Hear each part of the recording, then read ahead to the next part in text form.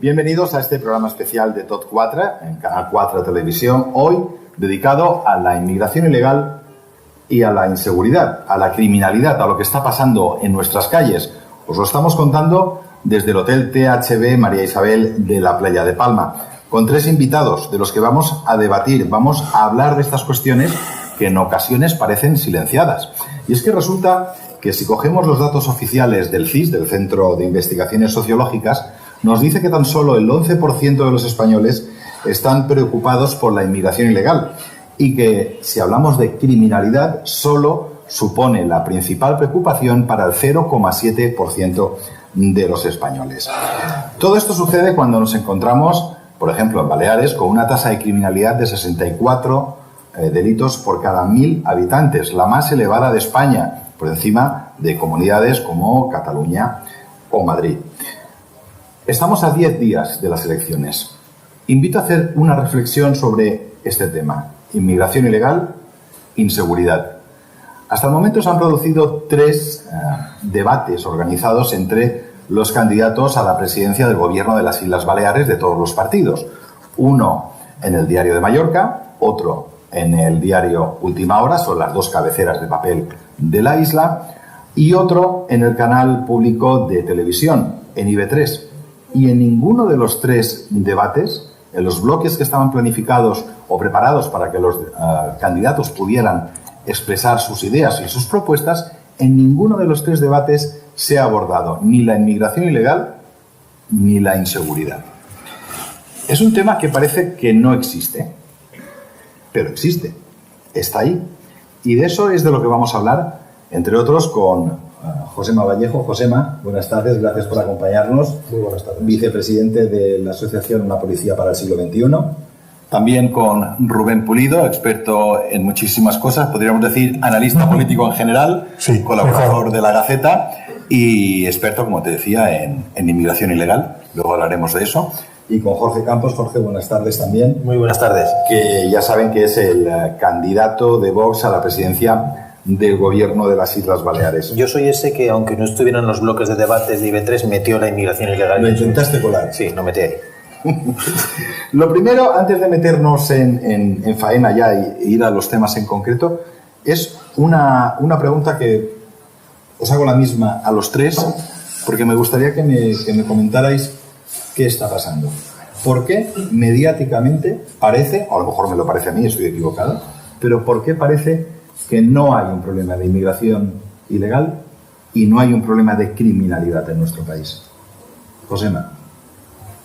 La pregunta es sencilla. Para que haya un problema de criminalidad y haya un problema de inmigración ilegal, al hacer una encuesta deberíamos preguntar, si usted le pregunta a la delincuencia, ¿le preocupa la delincuencia o la inmigración ilegal?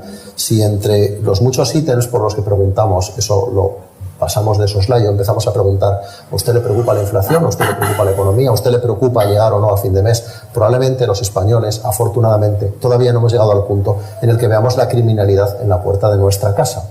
En algunos barrios, en algunas zonas, esto ya está ocurriendo, ya se está aproximando. A día de hoy todavía las familias se preocupan por llegar a fin de mes y por poder pagar el recibo de la luz o porque alguno de sus miembros familiares no se quede en paro. Ahí está un poquito la trampa estadística, que siempre es la trampa dialéctica que utiliza quien ahora mismo tiene el poder, que es experto en manipular. Rubén. Bueno, yo ya añadiría, ¿no?, que lo ha descrito perfectamente Josema, ¿no?, pero hay un marco preestablecido de lo que se puede hablar y lo que, entre comillas, se debe hablar, y de lo que no, y del tipo de delincuente que podemos hablar y del tipo de delincuente que no podemos hablar en función de su origen, su nombre, apellido y a veces incluso sexo, ¿no? Pero no es el caso. Y cuando hay algún hecho o algún suceso que escapa a ese marco preestablecido, pues cae en el cajón del mutismo, del silencio, y no se habla de ese problema. Evitamos asignar ese hecho de naturaleza delictivo a ese perfil delincuencial, y entonces de esta forma la sociedad nunca va a terminar de ser consciente del problema que existe relacionado en este caso con la inmigración ilegal. Al final los datos van a salir, ¿no? Por mucho que tapemos el sol con un dedo, el sol va a entrar y tarde o temprano pues pasará, si no lo evitamos, lo que está pasando en países como Francia, y tomaremos conciencia. La cosa es cuándo vamos a tomar conciencia, y si cuando tomemos conciencia será ya demasiado tarde. Jorge, decíamos que te las has visto en 3 debates sin formalmente estar presente este tema. ¿Qué pasa? ¿No existe? ¿No se quiere ver? ¿Se ve? Bueno, yo creo que ellos lo decían muy claramente, ¿no? Si una intención deliberada en silenciar todo lo que tiene que ver con la inmigración ilegal, aunque se esté demostrando que hay una vinculación directa con el aumento de la criminalidad y la delincuencia. Los datos de Baleares están perfectamente relacionados. No es casual que estemos recibiendo esta inmigración ilegal descontrolada masiva de los últimos 2-3 años y al mismo tiempo estemos liderando casualmente índices de criminalidad que nunca se habían conocido aquí en Baleares. Es evidente que la relación es directa, pero hay un afán en ocultarlo tanto por parte de los medios de comunicación, de la inmensa mayoría de medios de comunicación, como por parte de la clase política. Por eso, además, yo, si me lo permites, quiero dar las gracias a Canal 4 Televisión, que es el único canal que se ha atrevido a programar un debate para tratar de un tema que está preocupando en el día a día a todos los ciudadanos. Y precisamente es esa preocupación de los ciudadanos que estamos llevando nosotros a las instituciones. El único partido que durante estos 4 años ha llevado la problemática de la inmigración ilegal al Parlamento Balear ha sido Vox. Todos los demás partidos han callado. Y cuando hemos presentado iniciativas con medidas para parar los efectos llamada del gobierno de la señora Armengol, que dicen que aquí venga todo el mundo y después ya vemos qué está pasando, nos hemos quedado solos. Ningún partido ha votado a favor de las medidas para acabar con las políticas de efecto llamada. O sea, hay, tanto por parte de la política como del periodismo, una intención clara de ocultarlo para que siga esa inmigración ilegal incrementándose. Bueno, pues después de esta primera ronda vamos a comenzar, si me lo permitís, Josema y Jorge, con una serie de preguntas a Rubén, luego pasaré contigo, Josema, y después ya nos marcaremos eso que en la jerga llamamos un freestyle, o sea, que cada uno intervenga según vayan saliendo los temas. Rubén, hay una primera pregunta que te quiero hacer que es, si me lo permites, personal. ¿Vale? ¿Cómo llega uno a ser experto en inmigración ilegal? Bueno, al final haces una formación, tienes una formación que guarda ciertas similitudes con la geopolítica, con los movimientos, con los flujos migratorios, ¿no? Profundizas ahí, cómo se movilizan, cómo se extienden por toda África, por todo el Magreb, y al final observas esos flujos migratorios, observas también cuál es el lugar de destino de esos flujos migratorios y los efectos que se producen con posterioridad fruto de todos esos desplazamientos, ¿no? Yo empiezo a observar todo esto hace ya algunos años, cuando empieza a emerger el problema en Italia, ¿no? Años 2014, 2015, 2016, que en Italia se lamentan una cantidad de entrada de inmigración ilegal bastante contundente, bastante exponencial. Hablamos de cifras que superan los 150.000 inmigrantes ilegales solo en un año, y hay años en los que se superan los 180.000. Entonces yo empiezo todo este estudio, toda esta investigación en Italia. Incluso colaboro con entidades públicas italianas a raíz de contactos que vas estableciendo con estas investigaciones, ¿no? Observadores internacionales en el área libia y tal. ¿Qué pasa después, no? Que en Italia se produce un giro político y en Italia se produce también un giro en cuanto a las políticas migratorias. En Italia tiene lugar un endurecimiento de las políticas de inmigración, tiene lugar un decreto de seguridad, tiene lugar una contención naval. Y al mismo tiempo en España pasa todo lo contrario, porque sucede así. Al mismo tiempo, cuando Salvini toma poder en Italia, Sánchez entra en Moncloa. Hablamos de verano de 2018, se produce la contención naval allí y aquí se produce la acogida del buque Aquarius. Todo lo opuesto, allí se evita que entre, aquí ahí se le da la bienvenida. Podríamos hablar de un desplazamiento. Y ahí se produce un desplazamiento de todo el efecto, ¿no? De todos los flujos migratorios. Ahí las mafias de la inmigración, que están perfectamente organizadas y se sirven de todas las plataformas digitales, nos sorprenderíamos, ¿no?, si tuviéramos conocimiento de cómo llegan a explotar todas estas redes digitales. Hablo de WhatsApp, Telegram, Facebook. Entonces se sitúa bajo el objetivo de estas redes criminales España como país preferencial para acceder ilegalmente desde África. Y por eso, por todo ese giro político. Entonces esto me obliga ya a centrarme un poco más de lo que ocurre en mi país, ¿no?, porque el problema desaparece momentáneamente de Italia y empieza a tomar forma, empieza a tomar músculo aquí en España. Rubén, has hablado de las mafias del tráfico de personas, porque esto es tráfico de personas. Te lo voy a preguntar sin paños calientes. ¿Hay relación entre esas mafias y, no sé si todas, algunas de las ONGs que operan haciendo rescates en el Mediterráneo?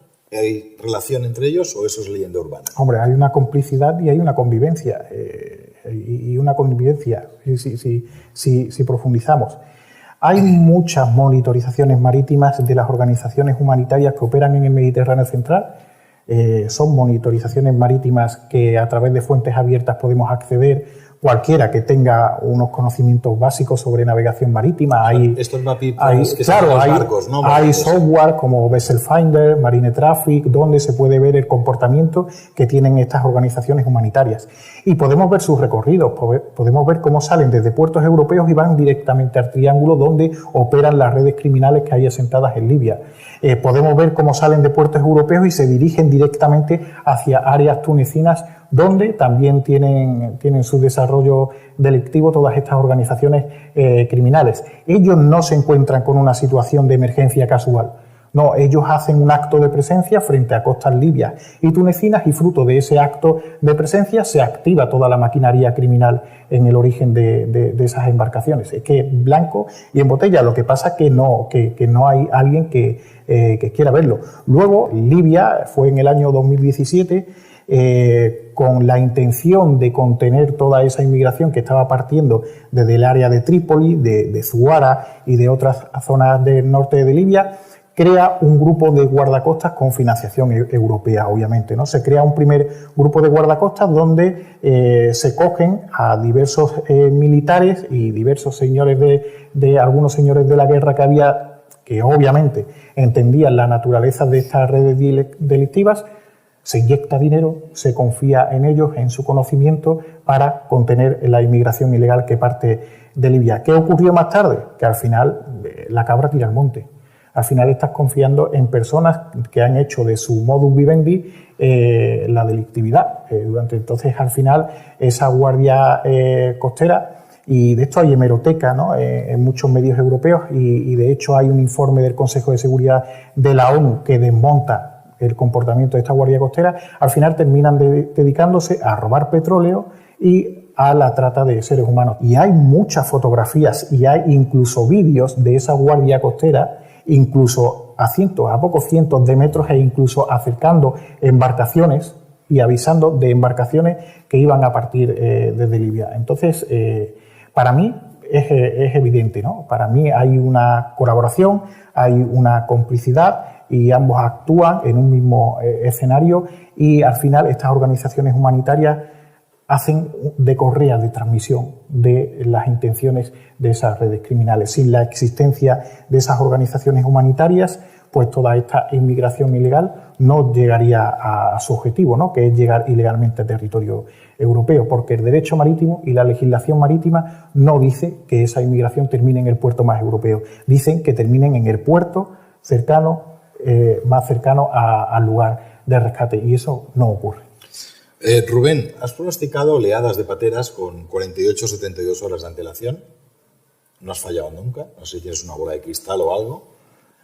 Entonces yo no te voy a preguntar por tus métodos de investigación o por tus fuentes. Entiendo que eso es algo que debes preservar. Pero yo me pregunto, si tú lo sabes, el gobierno de España lo sabe. Obviamente, o lo debería de saber. Si yo tengo un humilde equipo de colaboradores, muy pequeños, pero los medios que tenemos a nuestra disposición son muy limitados. E incluso no tenemos acceso a licencias de ciertos software que te permiten anticiparte lo que he hablado antes, ¿no? Software de monitorización marítima. Las licencias valen un dinero, yo no tengo esos medios. Con los pocos medios que alcance, soy capaz de prever lo que puede suceder con unas 72 horas de antelación, incluso en muchas ocasiones más, ¿no? Yo recuerdo en septiembre de 2021 escribo un artículo, además el titular es muy claro, escribo un artículo que se puede buscar, las mafias marroquíes preparan el desplazamiento de miles de inmigrantes desde Libia hacia Melilla, ¿no?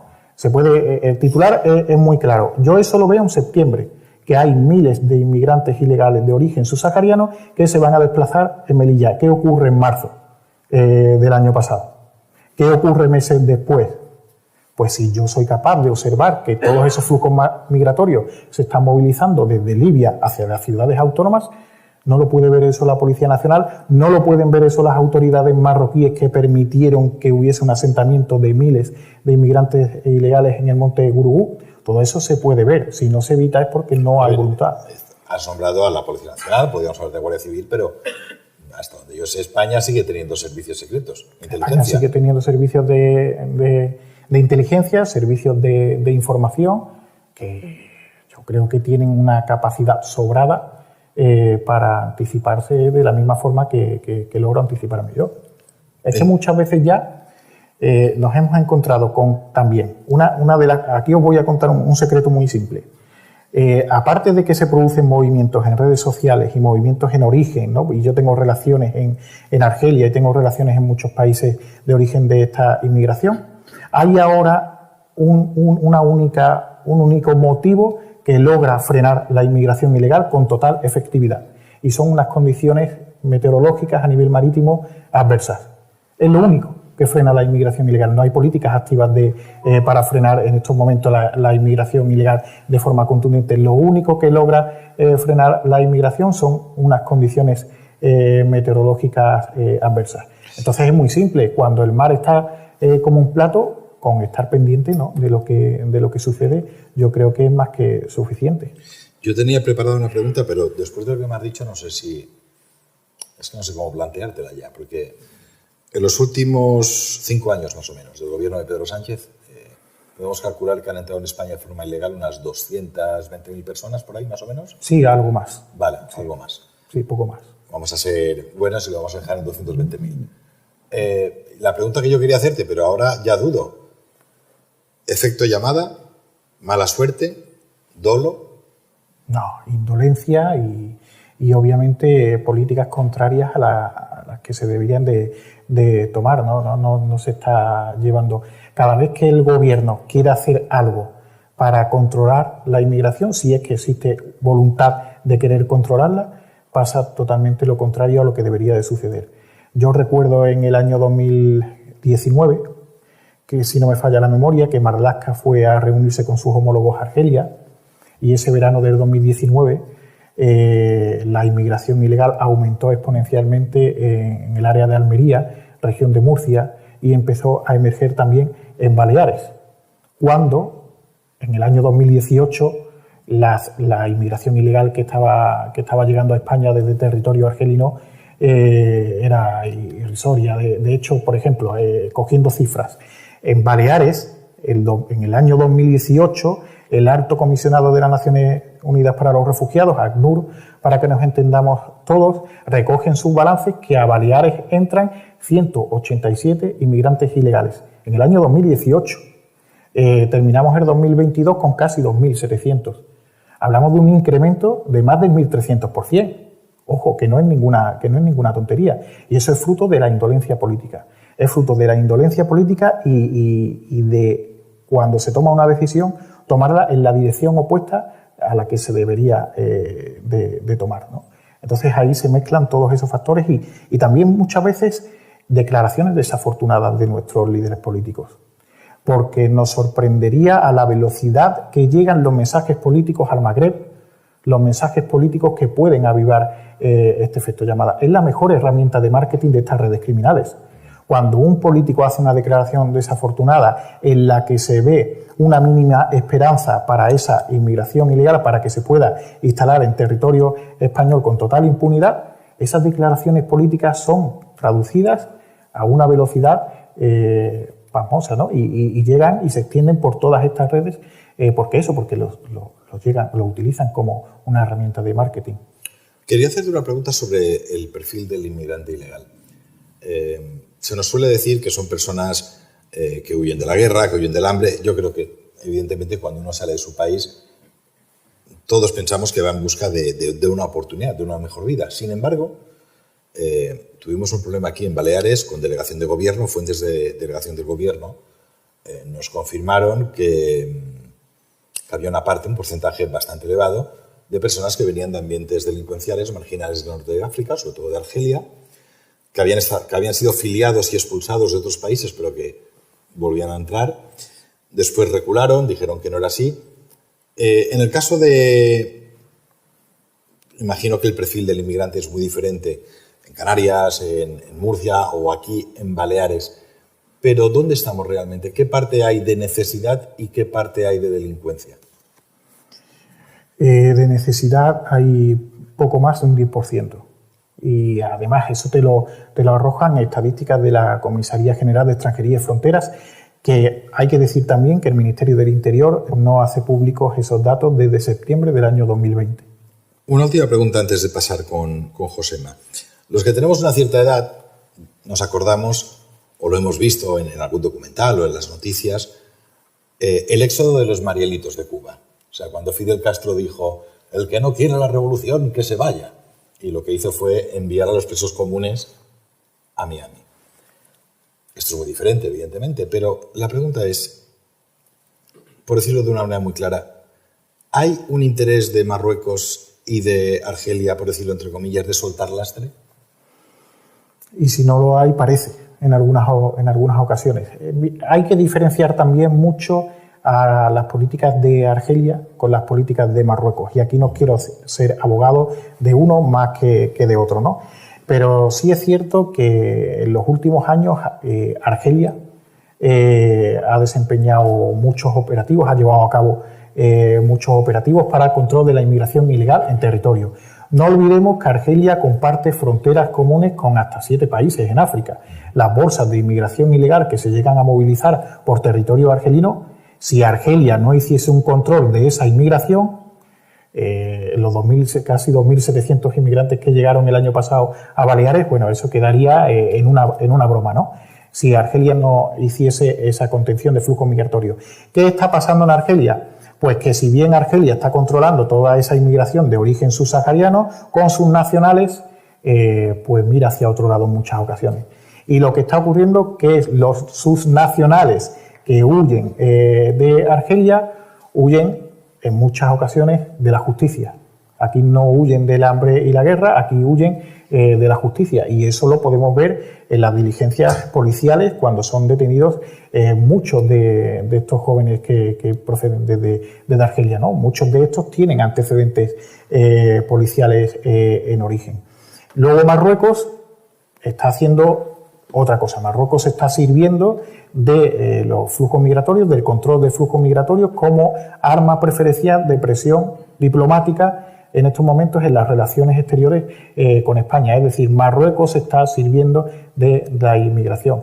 Y Marruecos también está en muchas ocasiones mirando hacia otro lado. Y esto pasa mucho en zonas como Granada y ha pasado también en Canarias, donde han llegado centenares de activistas incómodos para el régimen alauí. Cuando te llegan cientos de rifeños en un momento dado a costas de Granada es porque esos rifeños, esos activistas incómodos para el régimen alauí han salido de prisión, en la que han sido ingresadas por motivos obviamente políticos y en el momento que han salido de prisión, pues Marruecos ha hecho la vista gorda, porque igual que los detuvo porque su activismo era preocupante para ellos, también tienen la capacidad, ¿no?, de ver cuál es de ver lo que ocurre cuando salen de prisión.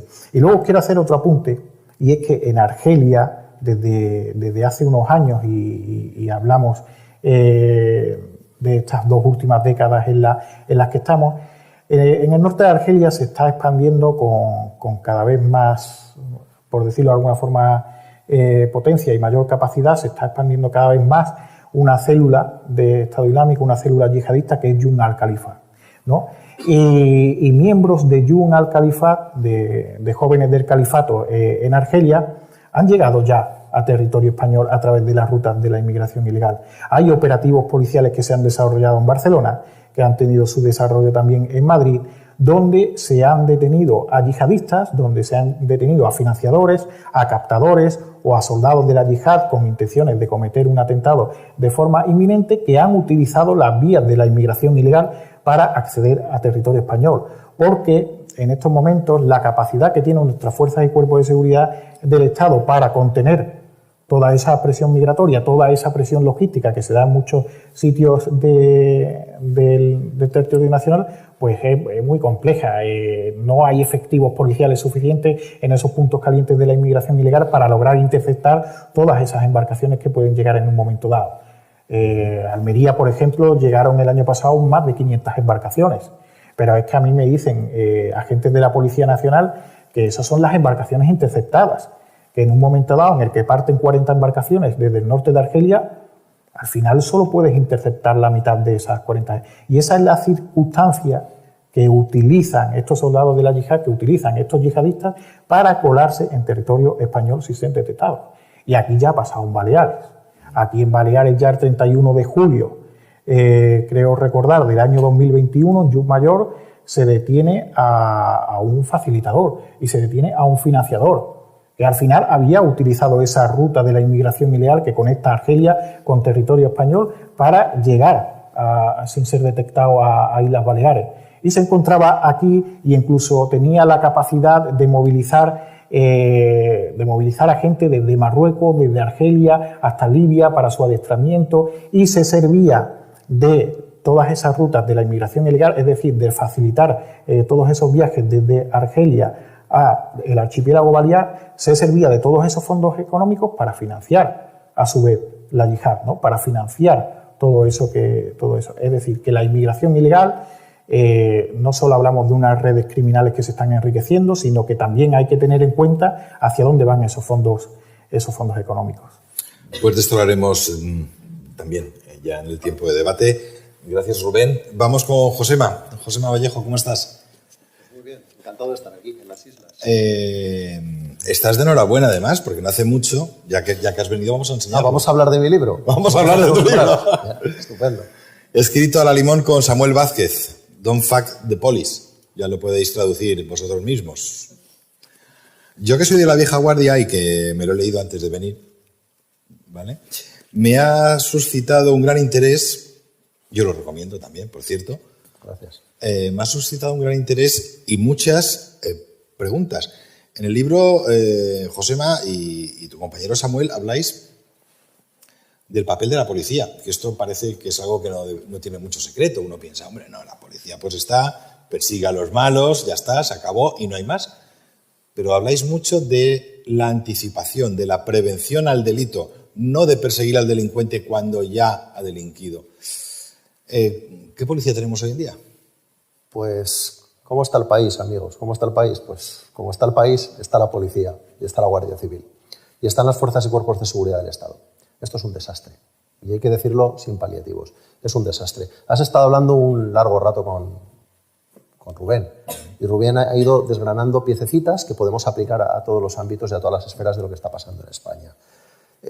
Fuerzas y cuerpos de seguridad, servicios de información, servicios de inteligencia. Probablemente tengamos los mejores del mundo. Probablemente, lo digo sin ningún rubor. Hay que reivindicar eso también. Pero es gente a la que se le están atando los pies y las manos. Están amordazados, no pueden hacer su trabajo, porque hay intereses políticos. Cuando hablamos de Argelia y hablamos de Marruecos, parece, o da esa sensación, parece que ellos tienen claro a dónde van, a dónde quieren ir. Cualquier país medianamente serio debería tener una planificación estratégica. ¿Qué vamos a ser como nación, qué vamos a ser como país en los próximos 50, en los próximos 100 años?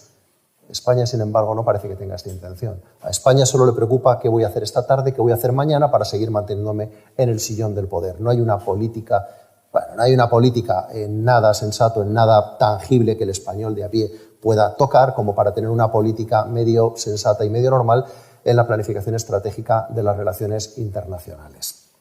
Así tenemos a una Argelia y así tenemos un Marruecos intentando establecer sus puntos de influencia geopolítica y geoestratégica para el futuro, y una España completamente desnortada, preocupada por la resiliencia y el cambio climático y las políticas ecofeministas.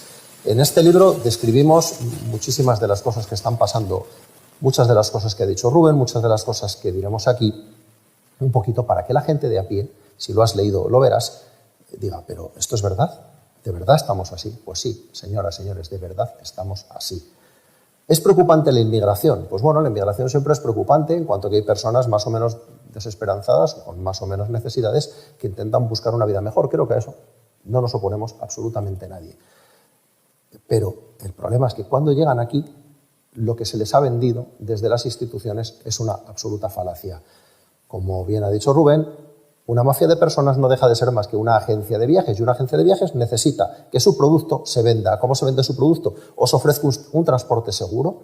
Tú me vas a dar una cantidad de dinero y yo te ofrezco un transporte seguro, porque si tú no llegaras a tu destino, mala publicidad me vas a hacer. ¿Y cómo vas a llegar a tu destino? Pues yo te voy a dejar en un punto determinado, pero rápidamente van a recogerte. Rápidamente van a ir en tu rescate. Estamos en una isla aquí, quien menos sabe algo de navegación marítima. A mí también me gusta navegar. Ustedes saben que van en una embarcación, se van a cualquier punto del océano y de repente tienen un problema con la máquina, se quedan sin máquina, lanzan un distress y entre deriva y abatimiento, y eso que van con máquina, van con plotter, van con GPS, a salvamento marítimo le dan unas coordenadas, pero entre deriva y abatimiento, a lo que llega el helicóptero, a lo que llega la salvamar, a lo que llega un buque de rescate, probablemente no estemos en ese punto exacto. La derrota va a tener que ir variando un poquito a encontrar esa embarcación, pero milagrosamente, y como nos ha dicho Rubén, cuando estas embarcaciones dan un aviso, ¿no? Milagro, ya hay una embarcación que ya lleva ese rumbo, ya lleva de horas y a veces días antes un rumbo de colisión, un rumbo en el que se van a encontrar directamente. Esta gente son verdaderos magos. Estos sí que son magos. No Rubén intentando predecir cuándo van a venir las oleadas, porque al final es un observador. ¿Sí o no, Rubén? Eres un observador de la vida y un observador de las cosas que van ocurriendo con sus fuentes, como en la asociación, como en una policía para el siglo XXI, observamos la criminalidad. Es que son ustedes magos, ven a través de la bola de cristal. Pues no, mire, íbamos por la carretera y ponía a 10 kilómetros un precipicio. Luego hemos avanzado y a 5 kilómetros un precipicio, a 3 kilómetros un precipicio, a 200 metros un precipicio. ¡Ah, que me despeño! Usted es tontísimo, ya sabía que venía un precipicio. Pues este gobierno que tenemos, estas instituciones que tenemos ahora mismo, no están viendo el cartel de precipicio. O no lo están viendo o no lo quieren ver. Si no lo ven, me preocupa, y si no lo quieren ver, me preocupa todavía más. Una vez que ya la inmigración irregular ha llegado aquí, tenemos un problema aún más grave que la inmigración neta, el establecimiento de organizaciones criminales, porque España es el paraíso para las organizaciones criminales. También hay que decirlo sin ningún rubor y sin ningún tapujo. En Irlanda se establecen las organizaciones empresariales por los beneficios fiscales que tienen. En España se establecen las organizaciones criminales por los beneficios que tienen. No tienen absolutamente ningún coste. Operar aquí no tiene ningún coste y solo tiene recompensa. A pesar de los enormes, gigantescos, titánicos esfuerzos de las fuerzas y cuerpos de seguridad del Estado, de la inteligencia, de los servicios de información, por ponerle coto a esta gente. Un ejemplo que ustedes vivieron aquí, nuestros amigos aquí en Canal 4 que nos estén viendo, ¿recuerdan aquel avión que aterrizó proveniente de Marruecos, que iba a dirección Turquía, donde un señor le dio un coma diabético, algo le pasó, de repente aterrizaron de urgencia? Hombre, ¿cómo no? Claro que aterrizamos de urgencia. Si usted está enfermo, faltaría más. Aterrizamos de urgencia y de repente salen corriendo unos cuantos señores por ahí, se escapan por la pista, la Guardia Civil corriendo detrás de ellos, la Policía Nacional buscándolo por las islas, medio espacio aéreo cerrado, cancelaciones de vuelos, anulaciones. Eso costó millones de euros a los ciudadanos europeos y perjuicios a miles de ciudadanos europeos. ¿Qué nos vendieron que era esto? Primero, que era pues poco menos que una hazaña de 4 amigotes que se habían concertado para hacer un avión patera. Después las investigaciones avanzaron y nos dijeron que es que había sido un grupo de influencers que se habían concertado para crear esta forma de entrar un poquito alternativa. Hay que ser muy ingenuo, muy ingenuo, o votante socialista, yo que sé, para quererse esto, ¿vale? Obviamente estas cosas no son azarosas. Hay siempre detrás de todo esto un sistema que a veces es más profundo y está más dentro de un sistema de inteligencia de un país extranjero de lo que puede parecer. Esto es ni más ni menos. Y alguno estará escuchando y me dirá, este tío se le está yendo la cabeza. Es un conspiranoico de libro. No, no soy un conspiranoico de libro. Esto tiene más pinta de un modelo de insurgencia low cost, de esa típica, llámenla si quieren, guerrilla de comandos, de cómo se van a infiltrar ustedes en un país y van a crear una desestabilización que va a costar millones de euros por el precio de 4 ridículos pasajes de un vuelo low cost. Y esto lo conocemos también con los famosos atentados de robo un camión a coste cero, le pego una paliza al camionero o lo mato, o a veces no me hace falta ni eso porque lo robo sin el camionero, me meto en una rambla o me meto en un paseo marítimo, atropello unas cuantas personas, en Niza, en la Rambla de Barcelona, que se nos pueda ocurrir. ¿Y qué consigo con esto? Pues a coste cero, señoras, señores, fíjense lo que les estoy diciendo, a coste cero yo consigo que cambien toda una política internacional, que movilicen a miles de policías, de guardias civiles, de policías locales, cambien las políticas antiterroristas, dietas, medios y recursos humanos, materiales, cumbres al más alto nivel de políticos que van a decir absolutamente nada y a decidir si se reúnen para ver cuándo se vuelven a reunir, para ver si en el futuro les da por querer tomar alguna decisión. Esto nos cuesta millones de euros, millones de vidas y además nos cuesta algo más grave y peor, la pérdida de la soberanía nacional, porque damos parte de nuestra soberanía a estas organizaciones supranacionales que están ahí en la Unión Europea, que no se sabe, no se termina de saber a qué se dedican, y más aún empezamos a delegar la seguridad en otras organizaciones, ya no digo ni supranacionales siquiera, porque son privadas, a las que les estamos cediendo esa parte del control de nuestras vidas en seguridad, porque nuestra administración, a la que le pagamos los impuestos, que es el gobierno, no nos la está proporcionando. No nos la está proporcionando. Y voy a extenderme, y perdona, porque me parece, yo por estas cosas me apasiono y me tendrán que decir, cállate ya, por favor, cállate, ¿vale? Pero cuando empiezan a hablar del estado del bienestar, y hablan siempre de los pilares del estado del bienestar, la sanidad, la educación, la garantía de rentas, o sea, las pensiones, y luego salen con el cuarto pilar, decía Zapatero, el cuarto pilar, la dependencia, muchas gracias, no lo dote usted económicamente, no pongo un duro, pero el cuarto pilar. Ahora llega Sánchez y dice, el quinto pilar, ¿el qué? La vivienda. Ah, maravilloso, tenemos otro problema relacionado con la seguridad ciudadana, la ocupación que se deriva, si quieres hablamos después de todo esto. Y digo yo, pero ¿y el pilar fundamental que sostiene todo esto? ¿Qué es la seguridad? Porque sin seguridad no hay forma de ir al colegio seguros, no hay forma de ir al médico seguros, no hay forma de hacer nada. ¿Cuándo alguien se va a tomar en serio la seguridad? Quería preguntarte de eso, porque los agentes hoy en día, de cualquier cuerpo policial, yo creo que están más cuestionados que nunca. O sea, hay una cosa, no sé, y me gustaría conocer tu opinión. A mí me parece que es la falacia del uso, cuando hablamos del uso proporcional de la fuerza. Vamos a ver, en el momento de una actuación policial se hace un uso que tiene que ser racional de la fuerza, pero que en el fondo es desproporcionado. Si tu fuerza no es superior a la del otro, no puedes hacer nada. Y estáis siempre en el punto de mira. ¿Qué ha pasado para que el que va de uniforme hoy, de azul, de verde, de lo que sea, acabe siendo percibido como un matón? ¿Qué ha pasado?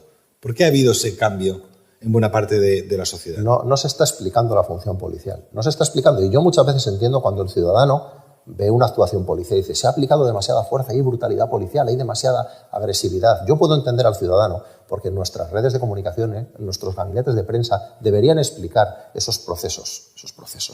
Quiero que cada persona que nos está viendo en casa y cada persona de las que están aquí piensen si en algún momento de sus vidas han estado a las 3 de la madrugada en casa durmiendo y ha sonado el teléfono. Esto ocurría antaño con los teléfonos fijos, ahora cada vez hay menos teléfonos fijos.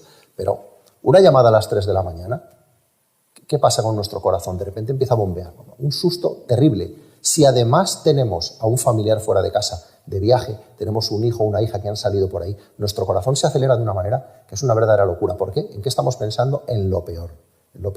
Y cogemos el teléfono y a lo mejor es alguien que se ha equivocado, alguien que ha colgado. O suena el timbre, alguien que va borracho y ha llamado al timbre. Aunque tengamos a nuestra familia en casa, aunque estemos seguros en nuestro castillo, en nuestra parcela, el corazón se nos acelera.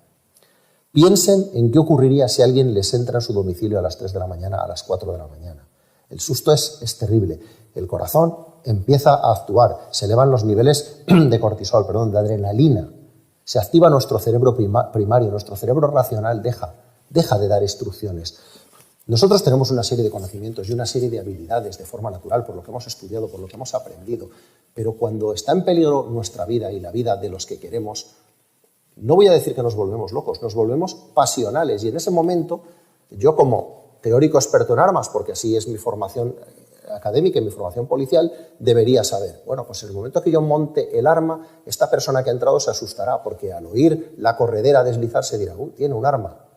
Eso es lo que me dice mi formación teórica. Luego, si yo lo apunto, cuando él se ve encañonado por un arma, mi formación teórica dice, este se asustará.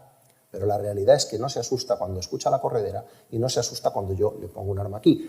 Y ya deja de asustarse del todo si le digo alto policía o alto guardia civil, porque lo hemos educado para que sepa que el policía y el guardia civil no van a abrir fuego contra él. Luego llega la segunda parte. Voy a abrir fuego. Tengo que saber que le tengo que dar aquí o en una parte no vital. No hay partes no vitales en el cuerpo. Tenemos la femoral, tenemos las yugulares. Es complicado. Todas estas cosas yo no las voy a racionalizar porque estoy asustado. Estoy intentando protegerme a mí y a los míos. Voy a intentar anular la amenaza. Ustedes han visto una película cuando tienen una persona secuestrada durante meses en una casa, el asesino la va a matar, llega el momento y esa pobre muchacha de repente coge un palo, le pega en la cabeza y sale corriendo y todos pensamos, pero no le pegas un palazo en la cabeza, se va a levantar, queda un cuarto de hora de película, se va a levantar y te va a volver a perseguir y viene el acto final. Dale en la cabeza y reviéntale en la cabeza. Todos lo pensamos. ¿Miento o no miento? Ustedes saben que es así. Lo saben perfectamente. Le da con el palo porque tiene que haber un cuarto de hora más de película, pero la realidad es que en esa situación le daría con el palo 5, 50 y 100 veces hasta que lo viera que hay un charco de sangre y esa persona no se va a mover, como hace un animal cuando caza a su presa. Nuestro cerebro reptiliano, que lo llaman algunos, nuestro cerebro primario se activa y nuestro cerebro racional se desactiva. Y hablando del cerebro, te quiero preguntar por la frustración, el peso, en lo que se conoce como estar quemado en el trabajo. Decía Stephen Ambrose, que era un historiador norteamericano, biógrafo de Eisenhower, entre otros, él hablaba fue de los primeros que habló de la psicología del soldado en combate. Y él decía que un soldado en combate tenía una vida, entre comillas, útil de 100 días, porque pasaba por la fase de esto no me va a pasar, esto me puede pasar, esto me va a pasar. Y cuando llegaba a la fase de esto me va a pasar, estaba quemado. ¿En qué situación están los agentes hoy en día que están en la calle, en primera línea? Están en la fase de esto me puede pasar y tengo muchas probabilidades de que me pase. Y después de que me pase, si salgo de esta, vendrán de régimen disciplinario, vendrá la sociedad y vendrán los medios a decirme lo que tenía que haber hecho. Mi primer servicio como profesional de las Fuerzas y Cuerpos de Seguridad fue un tiroteo. Yo tuve esa desgracia. El primero. Mi cerebro me dijo, ¿pero tú qué pintas aquí? Eso es lo que me dijo mi cerebro. Estaba tan bloqueado que no tenía ni miedo. Uno se vuelve tan inconsciente, somos todo química. No tuve miedo en ningún momento, pero solo dije, ¿pero qué puñetas estás haciendo aquí? ¿Qué haces aquí? Bloqueo absoluto. Para entender estos procesos de por qué un agente de policía está quemado, en Estados Unidos, que tienen los sindicatos policiales, ahí tienen muchos medios y actúan de forma muy corporativa, ellos hacían briefings, invitaban a tertulianos famosos, a jueces, a fiscales, gente que tuviera muy buena relación en medios y además gente que normalmente fuera muy crítica con la actuación policial. Los invitaban a una barbacoa, les hacían un briefing y les hacían una pequeña simulación.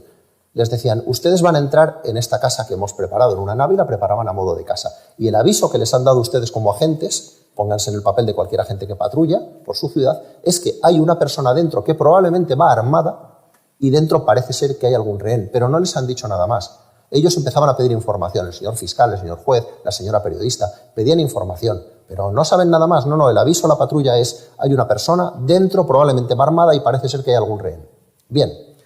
Mientras estaban en modo relax, como estamos aquí ahora, les tomaban las pulsaciones, pues 55, 60, 65 pulsaciones, lo normal de cualquier persona, mientras están hablando y tomando el café. Cuando les ponían el equipo policial, les ponían un chaleco, les daban un pequeño casco, unas gafas, un arma de airsoft, o sea, de bolitas de pintura, para que lo entiendan nuestros amigos, les daban dentro un cargador con 15 bolas, lo que viene a tener un cargador policial normal, 15 bolas, y los introducían. Cuando les ponían el armamento y el equipamiento policial, ya las pulsaciones subían a 90, 95, y cuando ya llegaba el momento de la acción, las pulsaciones les llegaban a subir a algunas personas hasta 150 y 160 pulsaciones. Tengan en cuenta que esta gente sabía que ni iban a morir ni iban a matar a nadie, porque llevaban un armamento de juguete y sabían que dentro lo que había era una persona que era policía y que estaba simulando ser el malo.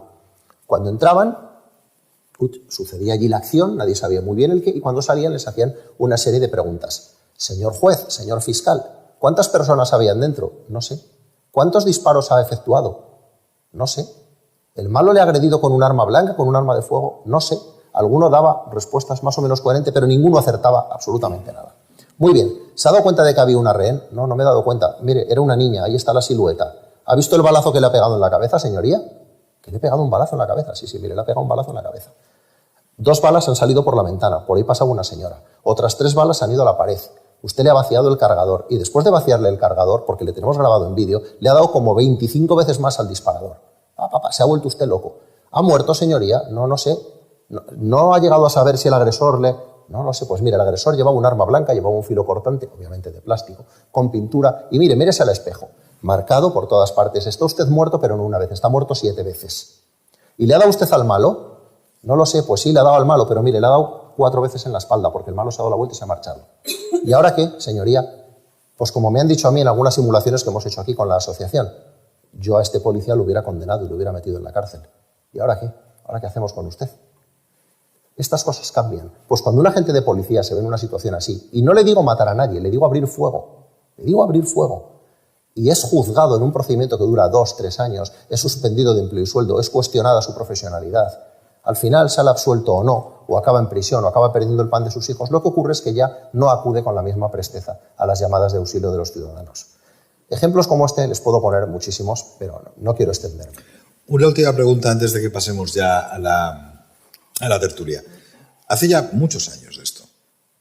Yo todavía estudiaba, hace tiempo. No tantos. Sí, hace ya algunos. Recuerdo que un compañero de estudios, que era de otro país, tenía un familiar, su abuelo era español, entonces él se nacionalizó, vino a España, trabajaba y estudiaba aquí, éramos compañeros, y me comentó que él vivía en su país de origen, en un barrio pues más o menos normal, pero que se había degradado y que la familia lo mandó a España a estudiar y a trabajar, y que aquí había coincidido con un compañero suyo, un amigo del barrio, un vecino de la infancia, que era el típico delincuente reincidente habitual que hacía de todo.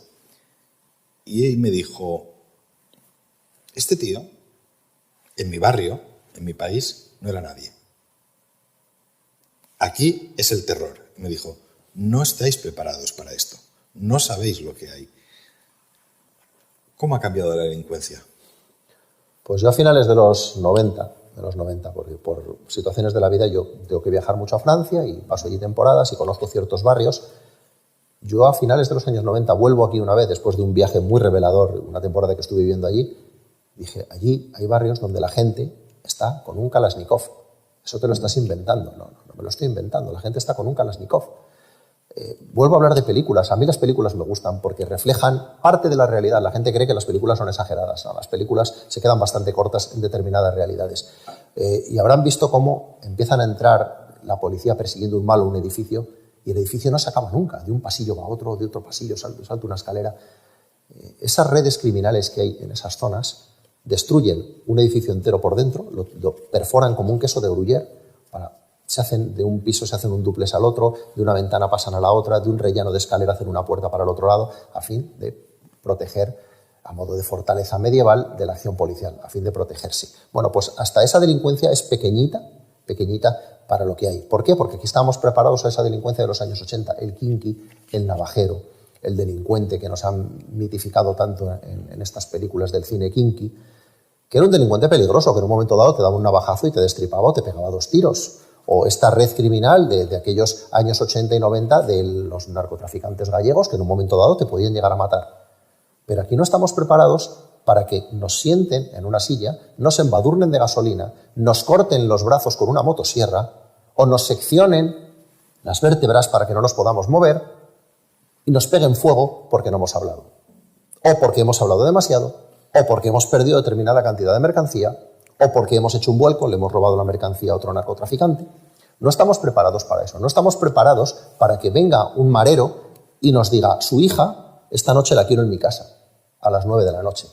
Y su hija va a las 9 de la noche allí, por la cuenta que le trae a la madre, al padre y al hermano. Y si el padre se opone y el hermano se opone, pues al día siguiente no hay hermano y no hay padre. Estas cosas todavía nos cuesta creérnoslas porque creemos que están en las películas. Preguntemos a nuestros vecinos de Francia, preguntemos a nuestros vecinos de Suecia, preguntemos a nuestros vecinos de Bélgica y Holanda, quédense con esta palabra mocromafia, y no es solo una serie de Netflix, es una mafia que tiene atemorizado a todo un país, está convirtiendo a los países en narcoestados. Como nos descuidemos, esto nos va a pasar aquí en España, que directamente atentan contra las vidas ajenas con explosivos, con armas largas, con armas cortas, con lo que haga falta. Y si se pone en medio un coche con su familia y sus sillitas con niños, no van a dudar en ametrallarlo. Y serán daños colaterales y dormirán por la noche esa gente completamente tranquilos. Este tío que nos está contando. Les estoy contando que a 10 kilómetros hay un precipicio.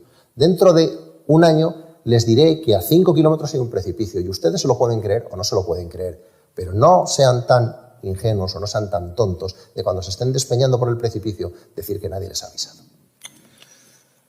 Pues vamos a abrir el melón, si me lo permitís. Bueno, el melón y la sandía. El melón, la sandía, todo lo que el campo. han dicho. Yo, permitidme... Tenemos Jorge, eso que te quería preguntar. Nos ha hablado Rubén de los flujos migratorios, de la nueva delincuencia, de ese precipicio que tenemos delante.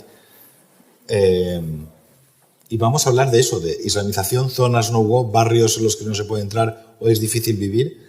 ¿Es eso el principio del precipicio, por decirlo de una manera? Sí, claramente. Pero bueno, yo es que, claro, escuchas a Josema, escuchas a Rubén, que están haciendo una fotografía de la realidad que estamos viendo y lo que nos viene, que esto mismo es lo que, por ejemplo, el que os está hablando lo ha dicho en el Parlamento Balear, y vosotros dos sois unos fascistas.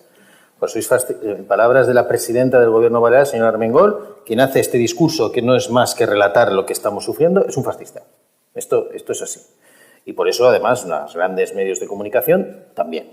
Pues vuelvo a dar las gracias a este canal para que nos deje explicar que cuando tanto Rubén Pulido como Josema Vallejo como yo mismo denunciamos esta situación es porque son los propios ciudadanos los que nos están trasladando lo que están viviendo ya en muchos barrios de aquí, de Baleares, de Palma de Mallorca, donde hay zonas donde ya no se atreven a salir a la calle, donde ya nos dicen padres, madres que no se atreven a que sus hijas salgan a determinadas horas a la calle, y no solo en Palma, sino en los pueblos con alta presencia de esa inmigración ilegal. Esto es lo que estamos sufriendo. Y esto, yo permitidme, no es que estemos hablando solo de una incompetencia por parte del Gobierno, que también, sino que está perfectamente planificado para que esto sea así.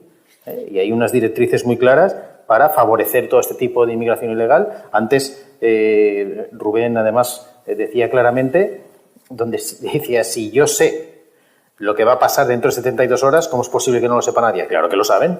Lo que pasa es que está promocionado. Y hablábamos de esas organizaciones no humanitarias, lo llamo no humanitarias, sino que colaboran con estas mafias esclavistas del norte de África. Si lo hacen, además de forrarse, es porque tienen el visto bueno de los gobiernos de turno. Por ejemplo, aquí la señora Armengol hizo, un festival con Open Arms aquí en el puerto de Palma, donde incluso concertaron visitas con los centros educativos para que vieran la fantástica labor que estaba haciendo el barco de Open Arms aquí. Y ella lo visitó y trajo allí todos los medios de comunicación diciendo que esto es lo que había que hacer.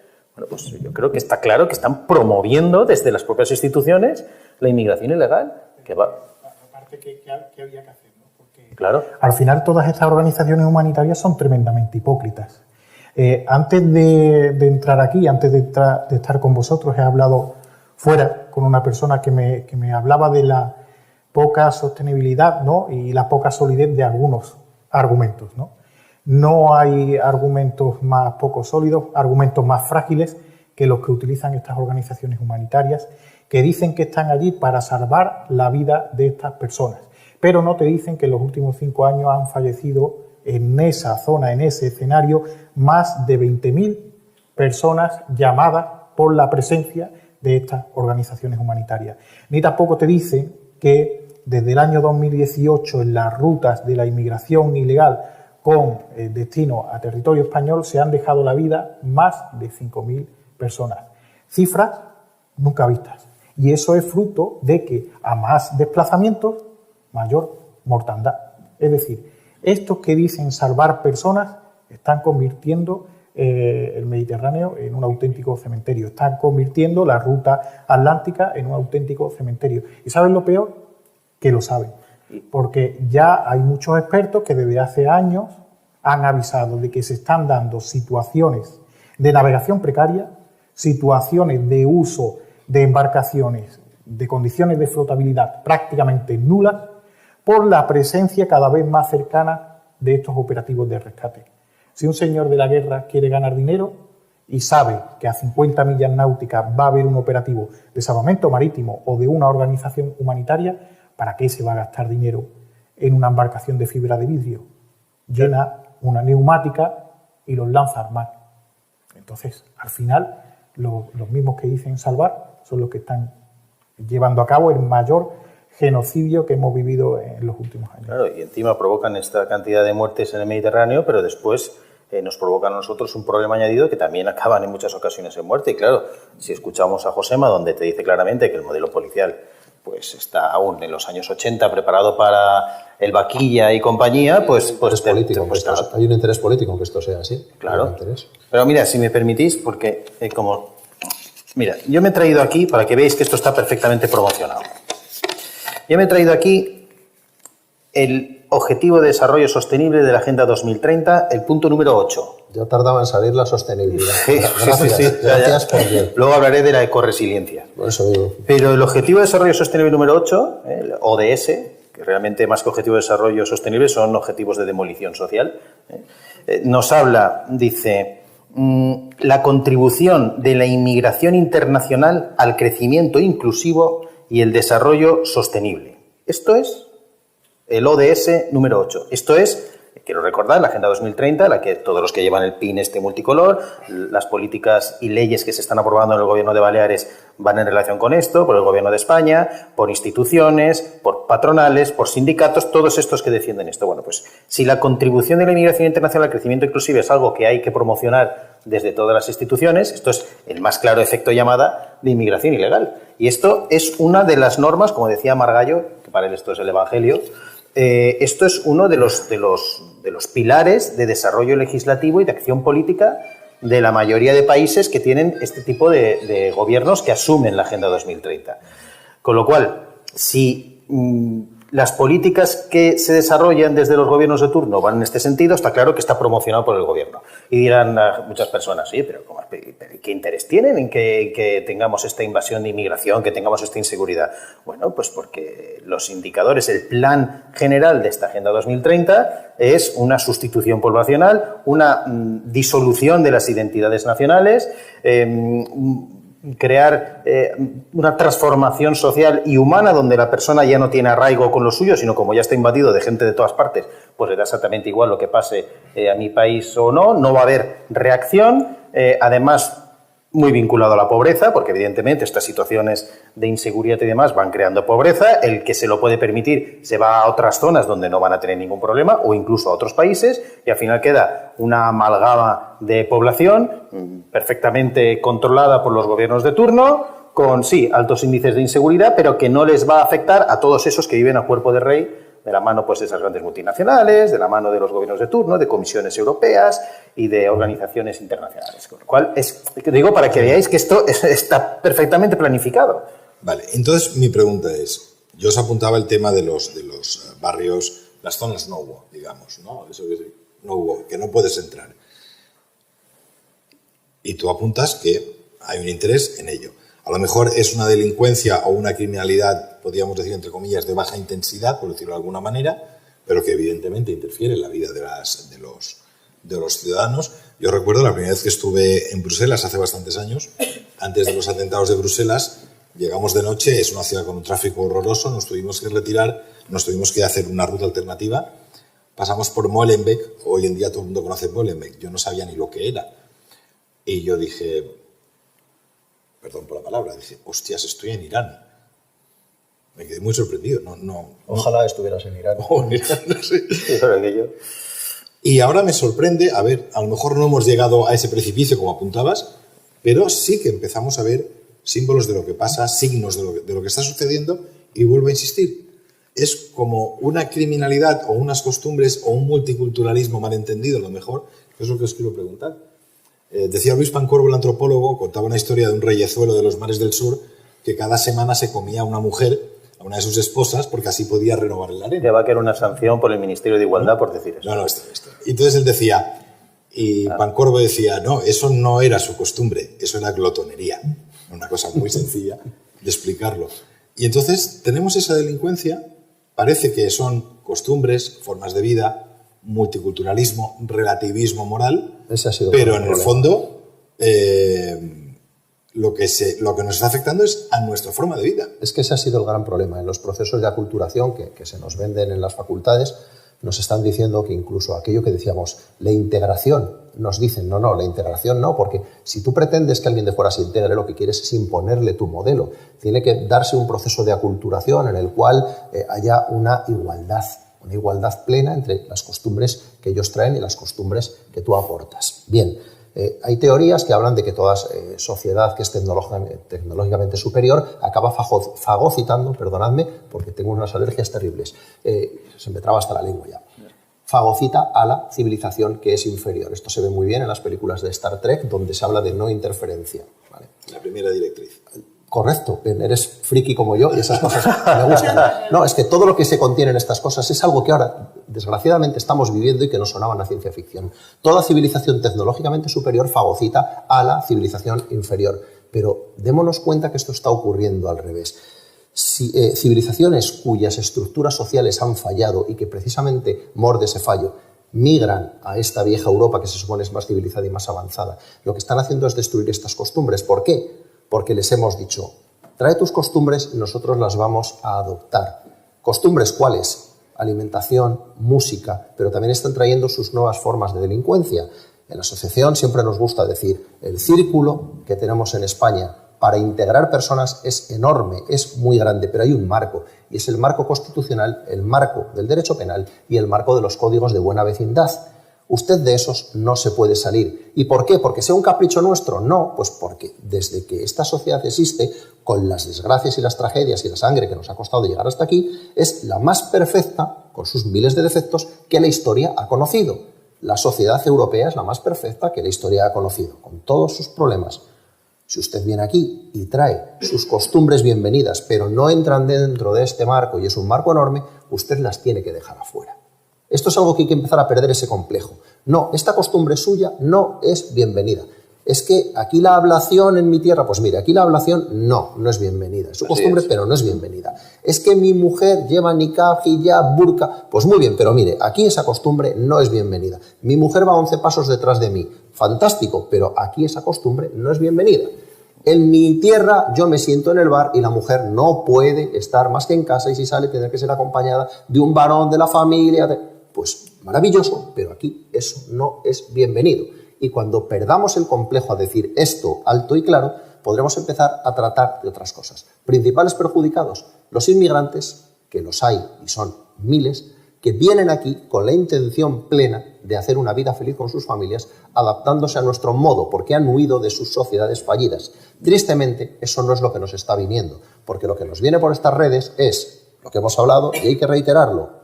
Medio de transporte, organizaciones que les hacen de taxi. Propaganda, administraciones y políticos que dicen welcome refugees. Eso es tan potente como el actor que en los años 80 sacaba la Coca-Cola en la pantalla a mitad de la película de cine. Todo el mundo a beber Coca-Cola.